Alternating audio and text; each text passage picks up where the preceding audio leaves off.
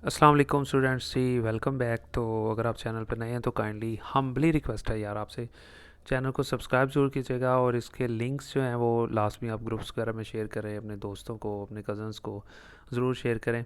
तो वैसे भी इलम है और इलम को फैलाना जो है वो वैसे ही सदका जारी है, तो ये कोशिश ज़रूर कीजिएगा जी। Thank you so much. Last 2 parts आज हम लोगों के रह गए हैं, तो अल्हम्दुलिल्लाह आज हम लोगों का जो चैप्टर नंबर 5 है, जो सबसे मुश्किल था, वो आज इंशाल्लाह कंप्लीट हो जाएगा। मैंने बिज़नेस मैथ अभी कुछ दिन पहले ही शुरू किया था और मैंने चैप्टर 5 से ही सबसे पहले शुरू करवाया, और चैप्टर 5 के बाद इंशाल्लाह ताला हम 4 पढ़ेंगे और उसके बाद फिर ऑनवर्ड हम देखेंगे कि जो सूटेबल हुआ उसको फिर लेके चलेंगे, क्योंकि 4 और 5 बड़ा इंपॉर्टेंट है, इसमें से काफ़ी लॉन्ग आते हैं।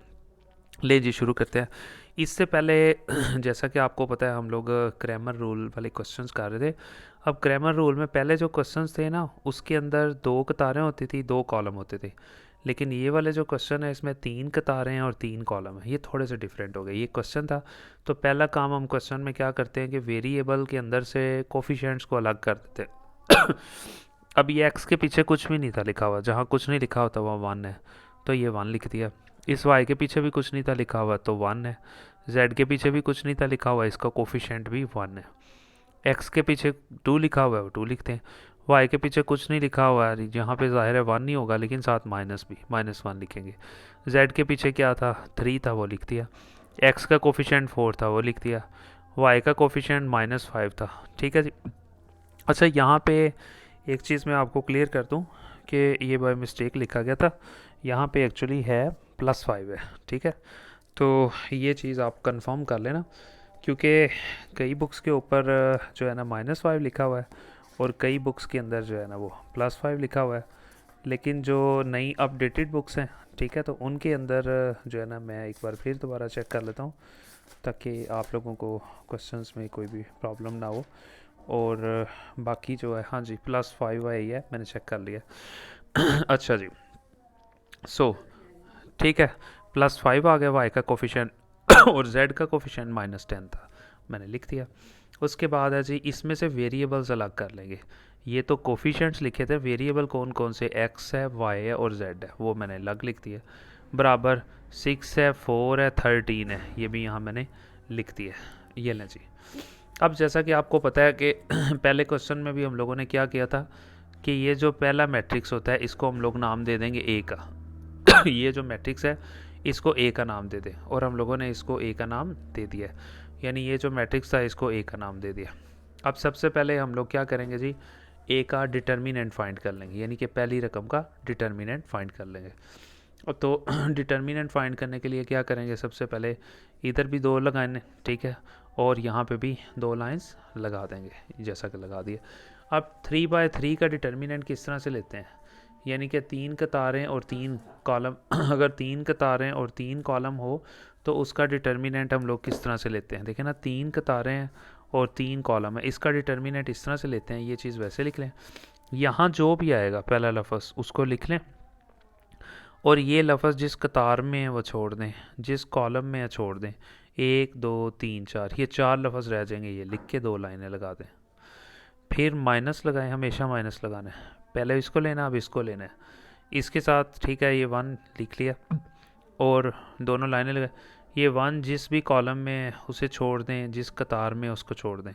क्या बचा, 2 4 3 और -10, वो लिख दें। ठीक है, और लाइनें लगा दें। यहाँ पहले माइनस लगाना होता है, फिर बाद में तीसरी रकम के लिए प्लस लगाना होता है। तीसरी रकम क्या थी, 1, वो लिखा। फिर 2 लाइनें, और ये 1 जिस कतार में था, जिस कॉलम में था वो छोड़ दें, जिस कतार में था वो छोड़ दें। 1 2 3 4, ये 4 लफ्ज़ रह गए, उन्हें यहाँ मैंने लिख दिया। अब इसको हल कर लें। ये 1 वैसे ही रहने दें, पहले इसका डिटर्मिनेंट ले लें। इसका डिटर्मिनेंट कैसे लेंगे, इसको इससे मल्टीप्लाई, माइनस लिखेंगे दरमियान में, और इसको इससे मल्टीप्लाई। फिर इसका भी इसी तरह -1 लिख के इसको इससे मल्टीप्लाई, माइनस इसको इससे मल्टीप्लाई करवा देंगे, और इस तरह ऑनवर्ड इसको हल कर लेंगे। आप देख सकते हैं यहाँ पे मैंने बिल्कुल उसी तरह ही किया। 1 लिखा, ठीक है जी, -10 को -1 से, -5 को 3 से मल्टीप्लाई करवा दिया। ठीक है जी। फिर ये -1 वैसे ही आ गया। -10 को 2 से मल्टीप्लाई करवाया, माइनस लिखा, 4 को 3 से करवा दिया, प्लस इसी तरह 1 वैसे ही आ गया। ठीक है जी, 5 को 2 से मल्टीप्लाई करवा दिया। ठीक है जी, और ये -4 था, -4 को हम लोगों ने -1 से मल्टीप्लाई करवा दिया, यानी कि ये चीज़ जैसा कि आप यहाँ पे यानी कि जो 4 था उसको हम लोगों ने मल्टीप्लाई करवा दिया -1 से, ये देख सकते हैं 4 को -1 से मल्टीप्लाई करवा दिया, जगह तंग थी वहाँ पे तो बहरहाल कोई इशू नहीं है। ये देखें ये 4 है, ठीक है, और उसको मल्टीप्लाई करवाया हुआ मैं यहाँ लिख देता हूँ, ठीक है जी। 4 को मल्टीप्लाई करवाना है -1 से, एक माइनस तो ये इसके पीछे आ जाएगा ना यहाँ पे पहले इन दोनों को मल्टीप्लाई करवाना है, ठीक है, माइनस फिर इन दोनों को। ये ले जी, इसको आप हल कर लें अब यहाँ पे जैसा कि आप देख सकते हैं सिंपल, ये -10 को -1 से मल्टीप्लाई किया, माइनस माइनस प्लस हो गया, 10 को 1 से मल्टीप्लाई किया 10, माइनस वैसे ही आ गया, 5 को 3 से तो 15 फिर माइनस लिखा, ये वाला 1 लिखा, ये -10 को 2 से मल्टीप्लाई किया, -20 आ गया, फिर माइनस लिखा, 4 को 3 से मल्टीप्लाई किया तो 12 आ गया, फिर +1 वैसे ही आ गया, फिर 5 को 2 से मल्टीप्लाई किया तो 10 आ गया यहाँ पे, और -4 को माइनस यानी कि ये बाहर माइनस पड़ा हुआ था ना, ये माइनस और ये माइनस हो गया, +4 को 1 से मल्टीप्लाई किया 4 आ गया ये ले जी। अब यहाँ पे जो 1 था यानी कि ये वाला ये वैसे नीचे आ गया, 10 में से -15 निकाले, -5 रह गया, माइनस रह गया, ये 1 रह गया, ये -20 -12 ये हो जाएगा -32, +1 वैसे रह जाएगा 10 और 4 यहाँ पे 14 हो जाएगा ये ले जी। तो उसके बाद हम लोग यहाँ पे क्या करेंगे, सिंपल -5 को 1 से मल्टीप्लाई किया -5, ये दोनों आपस में मल्टीप्लाई हो जाएंगे, ये भी माइनस है ये भी माइनस, माइनस माइनस प्लस हो जाएगा, 32 को 1 से तो 32 आ गया, 14 को 1 से किया 14 आ गया, इन्हें हल कर लेंगे, ये आ जाएगा, ये आ गया ए का डिटर्मिनेंट।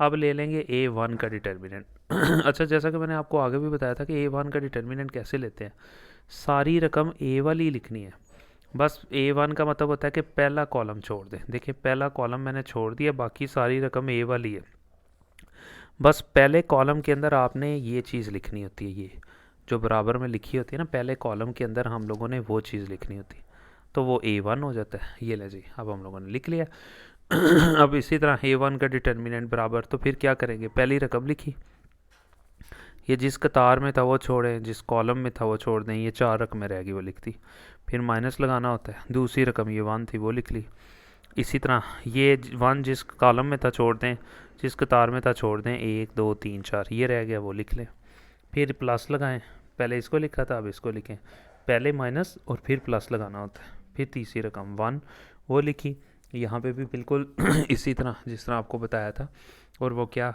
कि जब ये 1 आ जाएगा यहाँ पे, तो ये जिस कॉलम में था वो छोड़ दें, जिस कतार में था वो छोड़ दें, ये चारों रकमें यहाँ आ गई उनको लिख दें। अब ये 6 वैसे ही रह जाएगा, -10 को -1 से मल्टीप्लाई कर देंगे, -5 को 3 से मल्टीप्लाई करवा देंगे, फिर -1 वैसे ही, -10 को 4 से मल्टीप्लाई करवा देंगे, -13 को 3 से मल्टीप्लाई करवा देंगे, +1 फिर ऐसे ही 5 को 4 से मल्टीप्लाई करवा देंगे, माइनस और 13 को -1 से मल्टीप्लाई करवा देंगे, यानी ये -1 लिखा हुआ है ये इसको मज़ीद अब हल कर लेंगे, 6 वैसे ही आ जाएगा, -10 को -1 से मल्टीप्लाई करेंगे तो माइनस माइनस प्लस होकर 10 हो जाएगा, -5 3 15 आ जाएगा, माइनस ये वाला 1 वैसे ही, -10 को 4 से तो -40 आ गया, माइनस वैसे ही 13 को 3 से मल्टीप्लाई किया 39 +1 वैसे ही आ गया, 5 को 4 से मल्टीप्लाई करवाएंगे तो 20 आ जाएगा। अच्छा, ये 13 को ना हम लोगों ने -1 के साथ मल्टी, ये देखें ना 13 को -1 से मल्टीप्लाई किया हुआ है, अब एक माइनस तो ये है और एक ये है, तो माइनस माइनस हो जाएगा प्लस, 13 को 1 से मल्टीप्लाई करवाएंगे तो 13 आ जाएगा, इसको हल करेंगे, ये 10 में से 15 निकालेंगे, -5 आ जाएगा, -40 और -39 इसे हल कर लेंगे, 20 और 13 इसको हल कर लेंगे और हमारे पास A1 का डिटर्मिनेंट आ जाएगा। ये आप देख सकते हैं 6 उन्हें हल किया -5, फिर -1 इसे हल किया 79, प्लस इनको हल कर लिया, अब 6 को -5 से मल्टीप्लाई किया -30, ये दोनों मल्टीप्लाई होंगे, माइनस और माइनस प्लस हो जाएगा, 79 को 1 से 79 प्लस 31 को तो 33, यानी 33 को 1 से 33, इन सब को हल किया तो हमारे पास 82 आ जाएगा।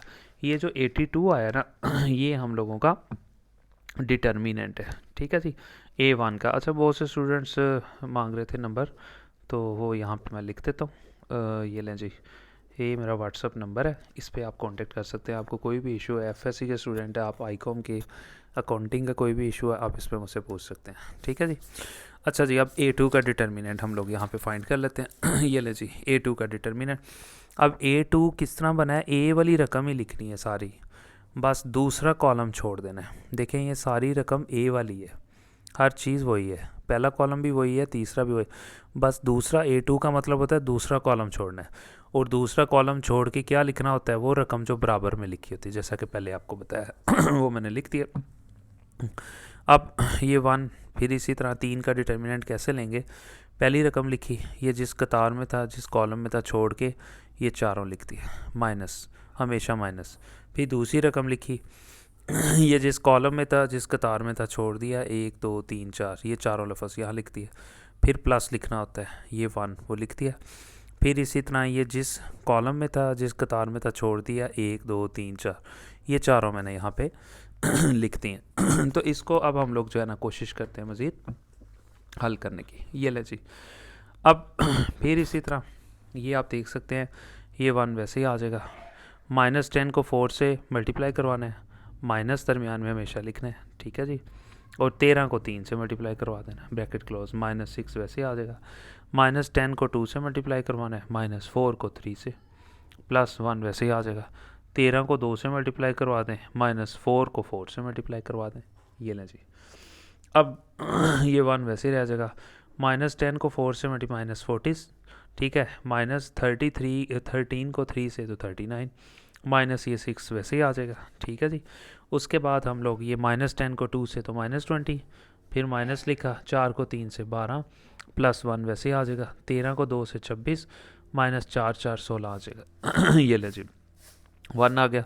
-40 -39 ये चीज़ आ जाएगी, माइनस माइनस प्लस लेकिन निशान माइनस करेगा।